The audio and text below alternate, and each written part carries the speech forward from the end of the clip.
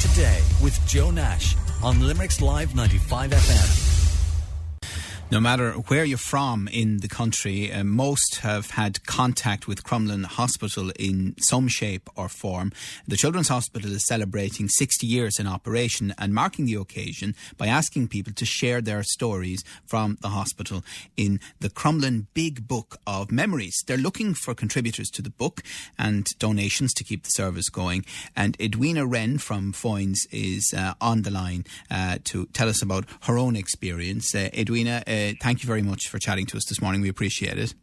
Now, you're a past patient yourself of Crumlin Children's Hospital. Tell us about that. Yeah, hi Joe. Thanks Hi. for having me on. I was born in Limerick, and the day after I was born, I was transferred up to Crumlin, and I was there for 8 weeks until I was stabilised and grew a bit more because I was only 3 pounds. And then I was brought back down to Limerick. And then I went back up to Crumlin just before my 2nd birthday. And I had surgery to put all my organs that were outside of my body back in. And I was there for 9 days. It's incredible what you've just said, organs outside your body. What was wrong? I was born exomphalus major. And it's a birth defect where your tummy doesn't form properly in the womb. So my intestines and my liver were in a clear sac outside of my tummy. That is just amazing. I mean, I know obviously you were so young at the time, but for your family it must have been really, really difficult. Oh, it was a huge shock for them because they didn't know until I was delivered. There was no test or anything back then, so it was one of the midwives picked it up. And the scan when my mother went in, and she was rushed into theatre and out I came. So, and then it was a massive shock for them. It must be incredibly rare. I've never heard of it. Yeah, there's like between 98 and 2004, there was only 43 cases in Ireland. So there's not many in Ireland with it. So you went, as you said, to Crumlin initially and then back for the surgery. And when you came home after that, did you have further contact with it or was it something you were able to deal with locally? I just dealt with it locally. I didn't have to go back up there again. And from then on, what was your childhood like? I was a pretty normal childhood. There was nothing out of the ordinary. I had more or less the same childhood as everyone else. You know, I was no different to anyone else, only by the fact that I had no belly button because of my scar. Yeah.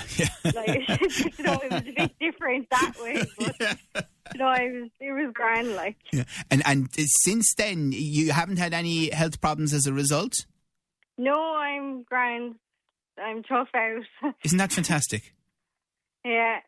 So, and I've gone on to get married and have 2 children of my own, which a lot of parents of babies with exomphalus now are happy to see because it shows that there's hope for their little ones to have a normal life as well. Right. Why can it be genetic? No. It's just some exomphalus babies, when they grow up, they can't have kids. Because you were so young, do you have any memories of Crumlin? The biggest memory I have is of a fish tank. That's about it. That I loved the fish tank, and that I had giraffes and elephants on my curtains around my cot. So that was, I think I kind of blocked out everything else because they're the only 2 memories that stand out to me. Yeah. And Edwina, it shows how important it is for hospitals for kids to be aware of what children require to relax them as much as possible.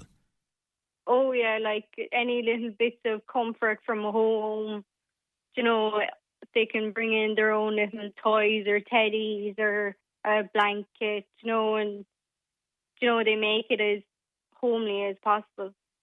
Have you come across other people with experiences of Crumlin? One of the other exemplar survivors up the country, she spent longer in Crumlin than me. She was going up there until she was 18. So her exemplar was a lot worse than mine. Her exemplar contained more organs than mine. So she spent a lot more time up there than me. Yeah, I mean, we're involved here with the 95 stop tour for Limerick kids, which would involve the Children's Ark and the neonatal in Limerick. But Crumlin is still a big part of Limerick people's lives, isn't it, when a situation arises where a child has to go there? Yeah, there's a parent in my support group, and he's from Tipperary, and his baby was born in Limerick, and they go up to Crumlin a lot. So, a lot of neonatal babies go up to Crumlin. Yeah. Now, I know there are moves in place in relation to the Children's Hospital, but currently Crumlin, they're doing amazing work in often difficult conditions, aren't they? Yeah, they rely on the fundraising from people, so like they have 150,000 children attend annually from across the country, and there's like 10,000 T-shirt procedures, 11,000 inpatient stays annually, 80,000 outpatients, 20,000 daycare cases annually, and 30,000 A&E attendances annually as well. Right. And this big book of memories is part of marking the 60th birthday of Crumlin Children's Hospital. Yeah, and it's a lovely way. It's a unique way, I think. You get to put your photos and your story and like a face to a story, so you get to connect to it more. And it's lovely to see the outcomes of how sick the child was and how well they're doing now, and even honouring the children who didn't make it, and that they're a part of the book as well. Would you encourage people listening then with a connection to Crumlin to get involved? Oh, definitely. There's the Crumlin Facebook page. It's CMRF Crumlin, and you can donate there. And you can go to crumlinmemories.ie, and you can add in your story if you have any memories of Crumlin.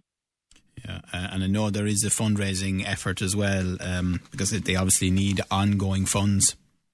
Oh yeah, they want to purchase new equipment that's over €2 million, and they want to renovate the outpatients department and the Nazareth ward, which treats the hospital's youngest and sickest babies. All right.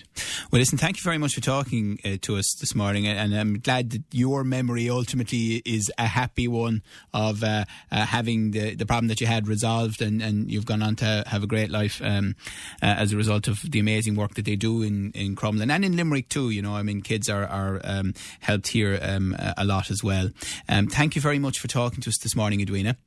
Thanks for having me on. It's great to chat to you. Edwina Wrenn, who once attended Crumlin Children's Hospital, telling you about the Crumlin Big Book of Memories, and you can find out more at crumlinmemories.ie. They're looking for those with a connection to Crumlin over the last 60 years to contribute to the special commemorative virtual book. Limerick Today with Joe Nash on Limerick's Live 95 FM.